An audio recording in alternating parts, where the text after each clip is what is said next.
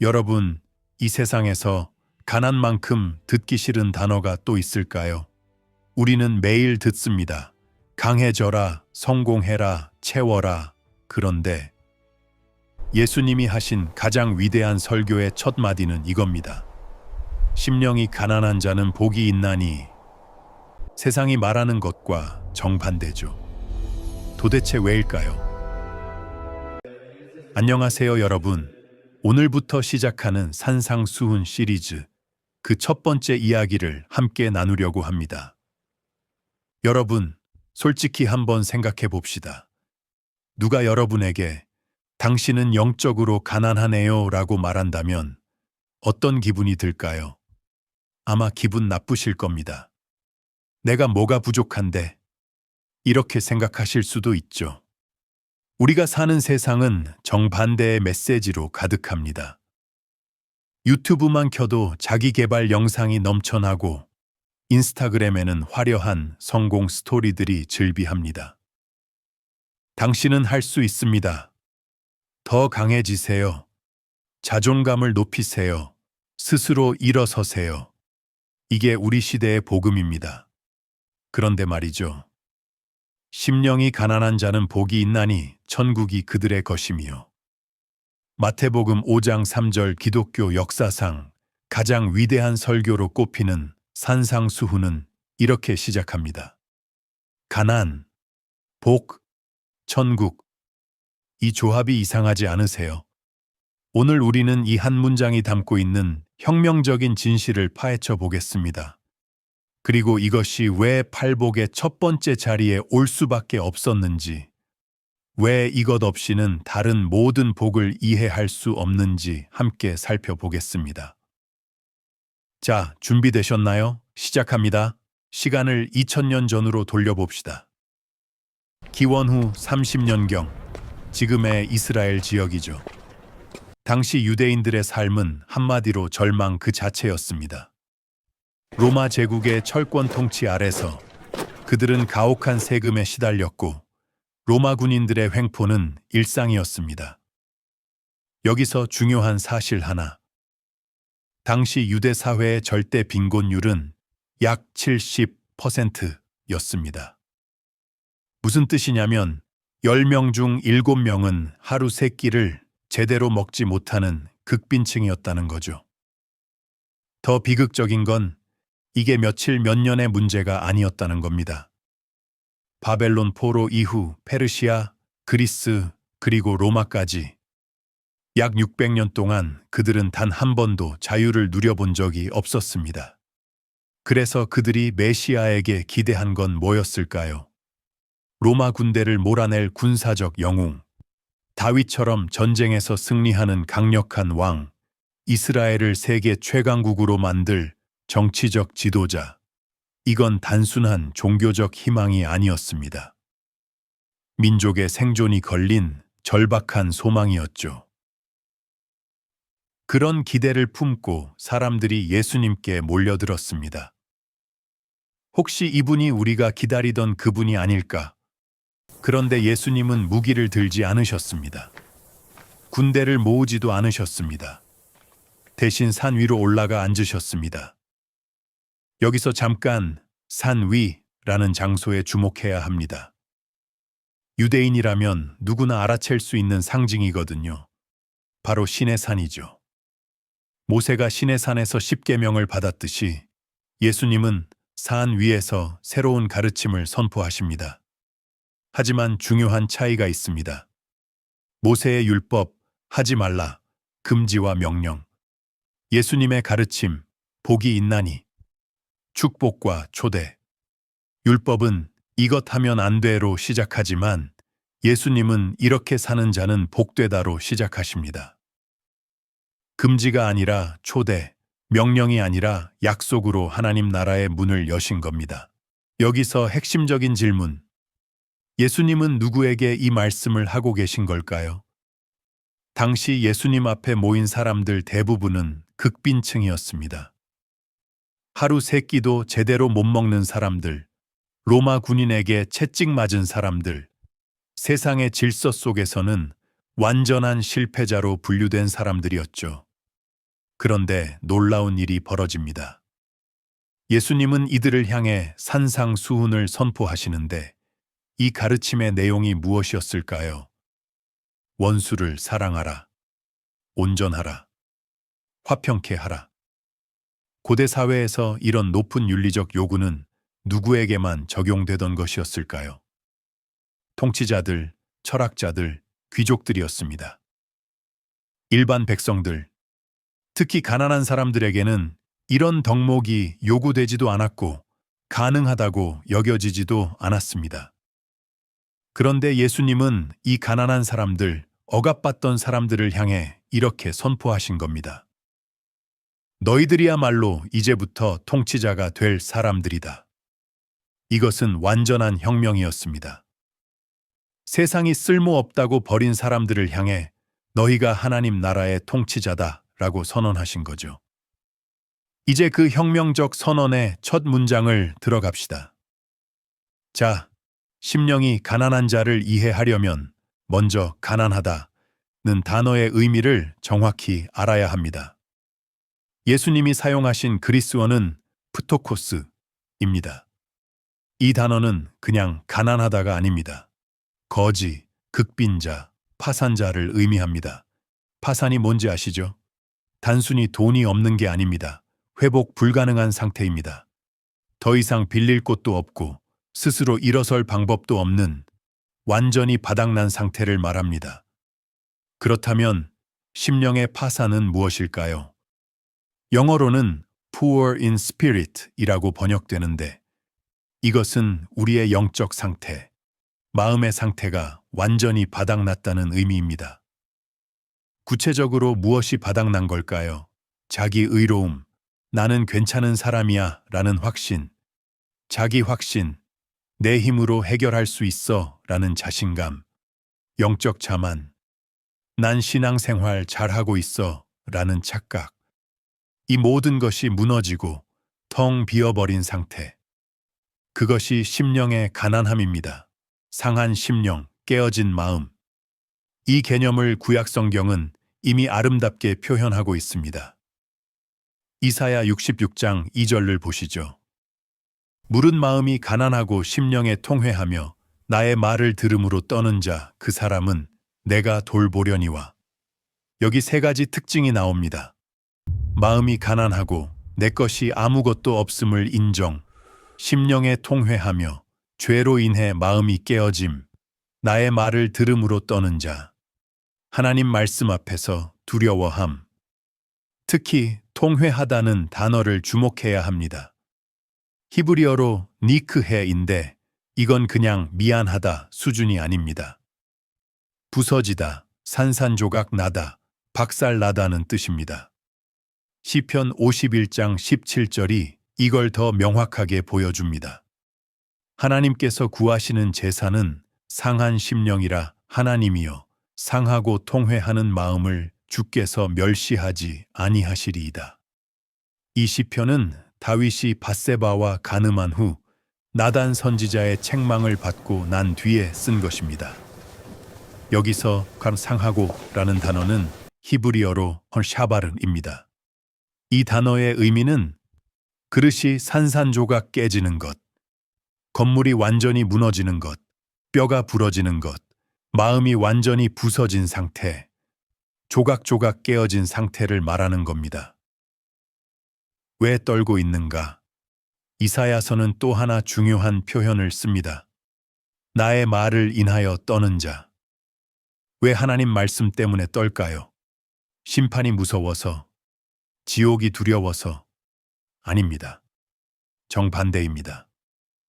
하나님을 너무나 사랑해서 그분의 말씀대로 살고 싶은데 자꾸만 그렇게 살지 못하는 자신 때문에 떠는 겁니다. 여러분, 이런 경험 있으시죠? 새벽에 성경 읽으면서 은혜 받고 오늘은 절대 화내지 말아야지 결심합니다.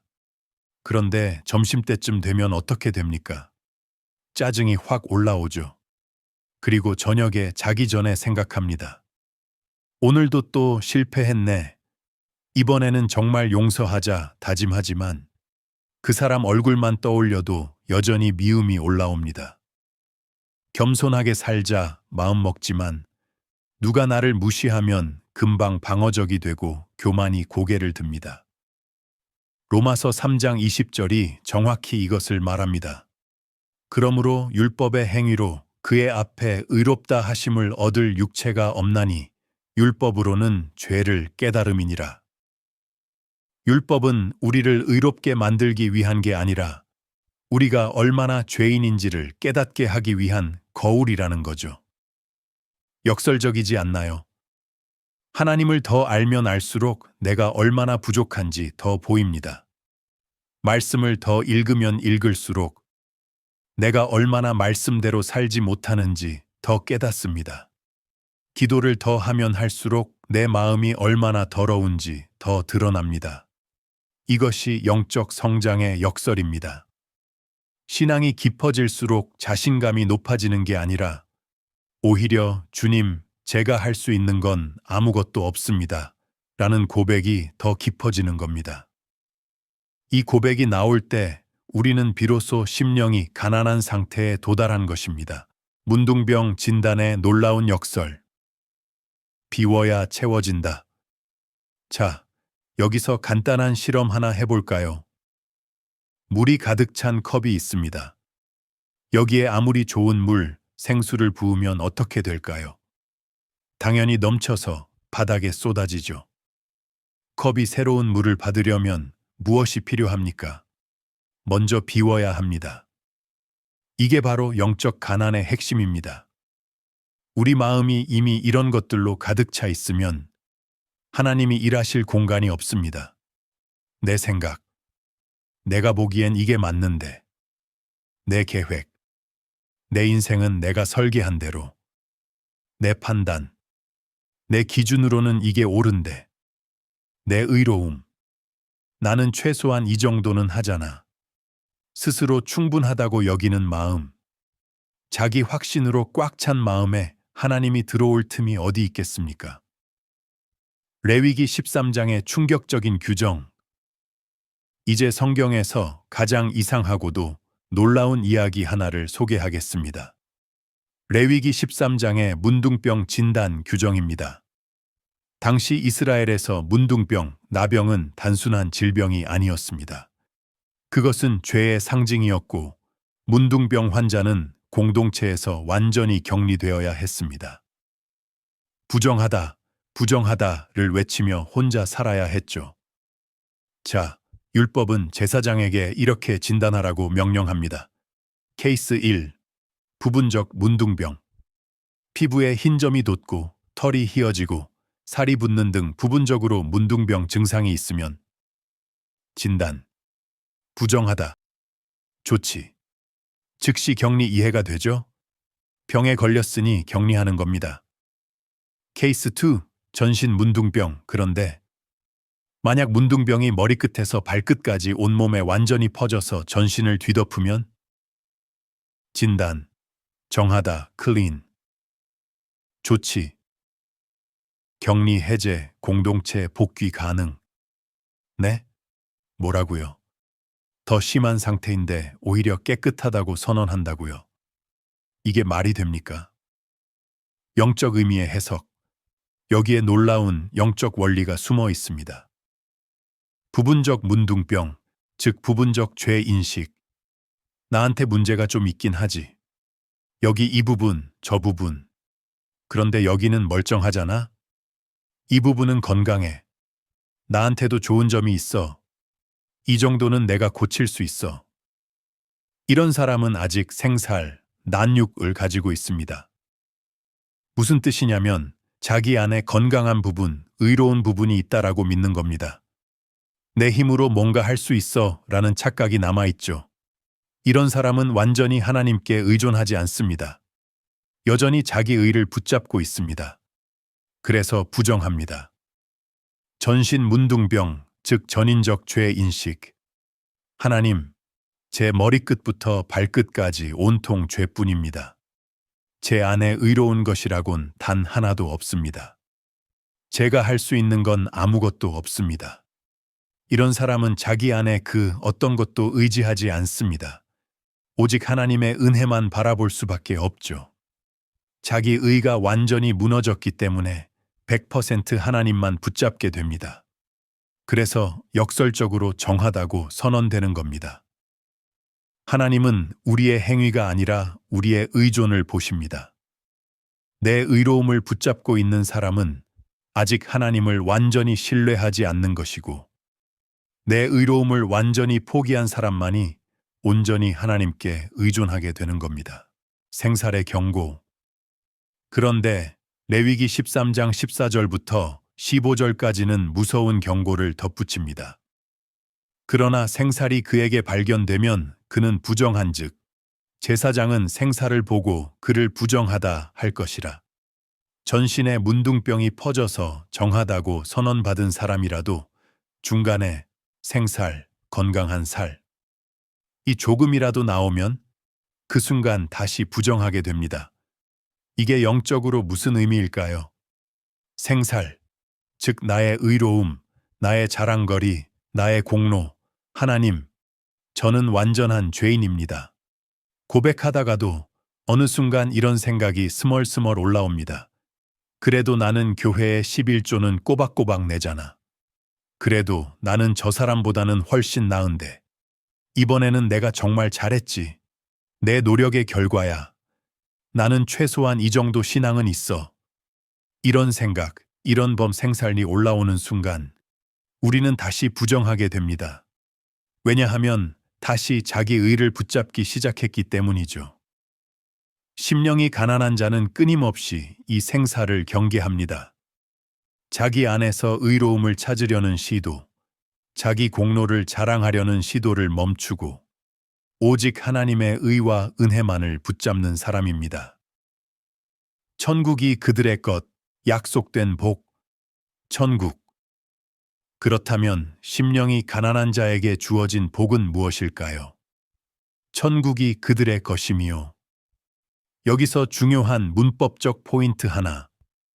예수님은 미래형으로 말씀하지 않으셨습니다. 천국이 그들의 것이 될 것이다가 아니라 천국이 그들의 것이다 라고 현재형으로 선언하셨습니다. 즉, 이것은 죽어서 나중에 받을 복이 아니라 지금 이미 그들의 것이라는 거죠. 왜 천국이 그들의 것이 될까요? 자신 안에 죄밖에 없다는 걸 깨달은 사람은 더 이상 자기 의로움을 의지하지 않습니다. 자기 능력, 자기 판단, 자기 계획을 내려놓습니다. 그리고 100% 주님만을 의지하게 되죠. 그 결과 그의 삶은 갈라디아서 2장 20절의 고백이 됩니다. 내가 그리스도와 함께 십자가에 못 박혔나니 그런즉 이제는 내가 사는 것이 아니요 오직 내 안에 그리스도께서 사시는 것이라. 내가 산 것이 아니요 즉 옛 자기 중심적인 삶은 끝났다. 그리스도께서 사시는 것. 즉 이제 내 삶의 진짜 주인은 예수님이시다. 내가 죽고 예수님이 사시는 삶. 이것이 심령이 가난한 자의 삶입니다. 천국은 언제, 어디서? 그런데 여기서 질문 하나. 천국은 죽어서 가는 곳인가요? 아니면 지금 여기에서 경험하는 것인가요? 답은 둘 다입니다. 천국 원어로 하늘나라의 왕국 Kingdom of Heaven. 은 하나님의 통치가 임하는 곳을 의미합니다. 그것은 단순히 죽어서 가는 장소만이 아니라 하나님이 왕 되시는 모든 영역을 말합니다. 심령이 가난한 자의 삶 속에서는 지금 여기서 하나님의 통치가 시작됩니다. 내 계획 대신 하나님의 뜻을 구할 때, 내 판단 대신 하나님의 말씀에 순종할 때, 내 힘 대신 하나님의 능력을 의지할 때, 내 방식 대신 하나님의 방식을 선택할 때, 바로 그 순간 천국이 임합니다. 하나님의 통치가 내 삶에 시작되는 겁니다. 영의 가난한 사람은 자기 방식을 내려놓았기에 하나님의 방식을 받아들일 준비가 되어 있습니다. 그래서 하나님이 그 인생에 직접 개입하시기 시작하는 거죠. 보좌에 함께 앉는 영광. 그런데 천국의 복은 여기서 끝이 아닙니다. 더 놀라운 약속이 있습니다. 에베소서 2장 5에서 6절을 보시죠. 허물로 죽은 우리를 그리스도와 함께 살리시고 또 함께 일으키사 그리스도 예수 안에서 함께 하늘에 앉히시니. 그리고 요한계시록 3장 21절 이기는 그에게는 내가 내 보좌에 함께 앉게 하여 주기를 내가 이기고 아버지 보좌에 함께 앉은 것과 같이 하리라. 무슨 말일까요? 예수님이 지금 어디 계십니까? 하나님 보좌 우편에 앉아 계시죠. 그런데 우리도 그리스도 예수 안에서 함께 하늘에 앉히심을 받았다는 겁니다. 더 나아가 이기는 자에게는 예수님의 보좌에 함께 앉는 특권을 주신다고 약속하십니다. 그렇다면 이기는 자는 누구일까요? 세상을 이기고 죄를 이기고 무엇보다 자기 자신을 이긴 자입니다. 자기 의를 내려놓고 자기 방식을 포기하고 오직 주님만 붙잡고 사는 자. 바로 심령이 가난한 자입니다. 역설적이지 않습니까? 세상은 높아져라고 하는데 하나님은 낮아져라고 하십니다. 세상은 채워라고 하는데 하나님은 비워라고 하십니다. 세상은 강해져라고 하는데 하나님은 약함을 인정하라고 하십니다.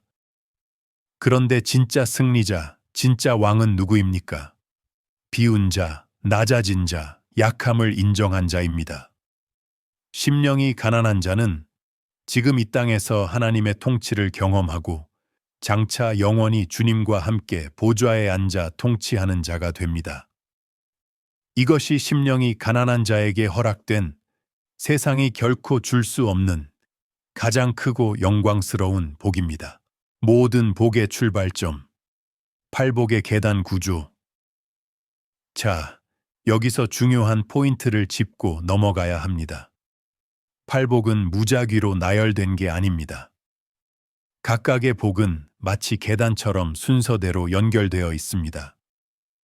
심령이 가난한 자, 즉 천국이 그들의 것, 애통하는 자, 즉 위로를 받을 것, 온유한 자, 즉 땅을 기업으로 받을 것, 의에 줄이고 목마른 자, 즉 배부를 것, 긍휼히 여기는 자, 즉 긍휼히 여김을 받을 것, 마음이 청결한 자, 즉 하나님을 볼 것, 화평케 하는 자, 즉 하나님의 아들이라 일컬음을 받을 것, 의를 위해 핍박받는 자, 즉 천국이 그들의 것.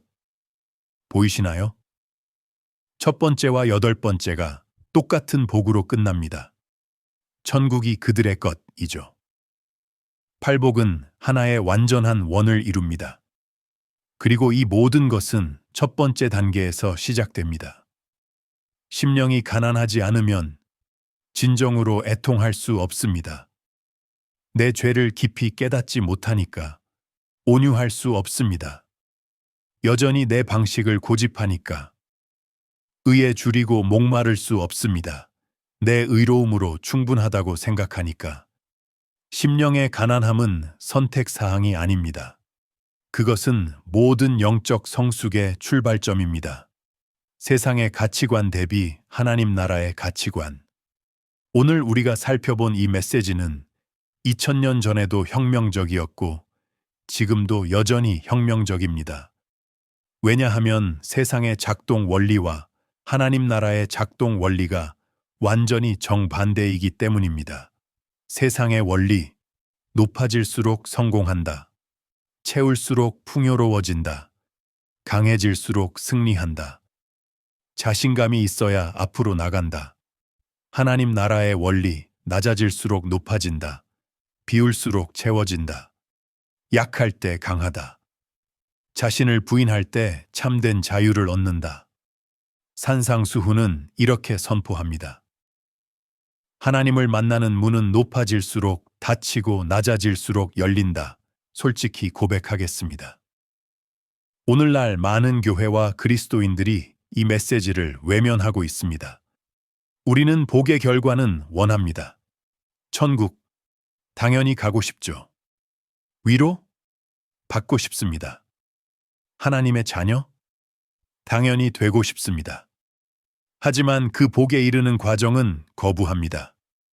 심령이 가난해지기? 싫어요. 자존감 높여야죠. 애통하기? 긍정적으로 생각해야죠. 온유하기? 이 세상이 어떤데요? 강해야죠. 우리는 복의 약속은 원하면서 복의 조건은 회피하고 있습니다. 오늘의 선택. 오늘 여러분 앞에 두 길이 놓여 있습니다. 첫 번째 길, 채우는 길. 내 능력을 키우고, 내 자존감을 높이고, 내 권리를 주장하고, 내 방식을 밀고 나가는 길. 두 번째 길, 비우는 길. 내 무능함을 인정하고, 내 한계를 고백하고, 내 권리를 내려놓고, 오직 하나님만 의지하는 길. 세상은 첫 번째 길을 24시간 광고합니다. SNS, 유튜브, 책, 강연, 모든 곳에서 당신은 할 수 있다고 외칩니다. 하지만 천국은 두 번째 길로만 들어갈 수 있습니다. 어느 길을 선택하시겠습니까? 고린도후서 12장 90절에서 바울은 이렇게 고백합니다. 그러므로 도리어 크게 기쁜 마음으로 내 약한 것들에 대하여 자랑하리니 이는 그리스도의 능력이 내게 머물게 하려 함이라. 이는 내가 약한 그때의 강함이라. 내가 약할 때 하나님이 강하십니다. 내가 비울 때 하나님이 채우십니다. 내가 낮아질 때 하나님이 높아지십니다. 이것이 천국의 역설이고 복음의 핵심입니다. 맺은 말. 오늘 우리는 산상수훈의 첫 번째 복, 심령이 가난한 자의 놀라운 진실을 함께 살펴보았습니다. 이 메시지는 우리의 모든 상식을 뒤집습니다. 하지만 이것이 하나님 나라로 들어가는 유일한 문입니다. 여러분의 마음은 지금 어떤 상태입니까? 자기 확신으로 가득 차 있나요? 내 생각과 계획으로 꽉 막혀 있나요? 아니면 하나님을 담을 공간이 있나요? 심령이 가난하다는 고백은 패배 선언이 아닙니다. 그것은 초대장입니다. 하나님이 가까이 오셔서 내 삶의 주인이 되시고 나를 통해 놀라운 일을 행하시도록 초대하는 사랑의 초청장입니다. 오늘부터 여러분을 심령이 가난한 자로 부르시는 주님의 음성에 귀 기울이시기 바랍니다. 그 비워진 마음에 하나님의 통치가 임하고 이 땅에서부터 천국을 경험하며 장차 주님과 함께 보좌에 앉는 영광을 누리는 복된 삶을 살아가시길 축복합니다. 다음 시간에는 두 번째 복, 애통하는 자에 대해 함께 나누겠습니다. 왜 슬퍼하는 자에게 복이 있다고 하셨는지 그 깊은 의미를 파헤쳐 보겠습니다. 구독과 좋아요, 알림 설정 부탁드리고요. 댓글로 여러분의 생각을 나눠주세요. 여러분의 심령은 지금 어떤 상태인가요? 여러분 모두 주 안에서 평안하시길 감사합니다. 이곳은 성경 맛집입니다.